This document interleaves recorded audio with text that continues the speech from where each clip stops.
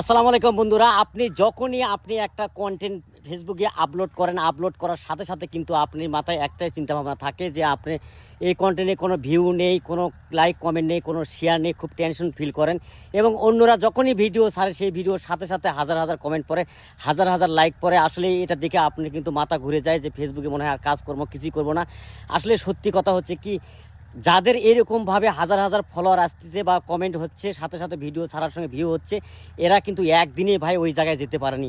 এরাও কিন্তু দীর্ঘ সময় লেগে থেকে ধীরে ধীরে কাজ করে ধাপ বাই ধাপ কিন্তু তারা এগিয়ে গিয়েছে। এই জিনিসটা আপনি আমাকে বুঝতে হবে, কারণ আমাদের কাজের অভিজ্ঞতা থেকে আমি যতটুকু বুঝতে পারতেছি যে আসলে মূল কথা হচ্ছে ফেসবুক যখন আপনাকে চাইবে উপরে নিয়ে যাওয়ার জন্য, সেই সময় পর্যন্ত যদি আপনি অপেক্ষা করতে না পারেন তাহলে কিন্তু কখনোই আপনাকে দ্বারা কোনো কিছু করা সম্ভব নয়। সফলতা ফেসবুকের, কিন্তু যখন ফেসবুকের নজরে আপনি পড়তে পারবেন তখনই কিন্তু এখান থেকে আপনি সফলতা আনতে পারবেন।